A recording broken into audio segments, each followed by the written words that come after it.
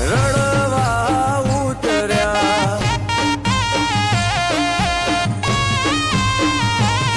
તારા દેવ દરબારે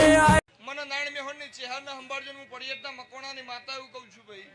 મારો દીવાનો રોમ એવું કે છે મારી પારાની પુનઈ એવું કે છે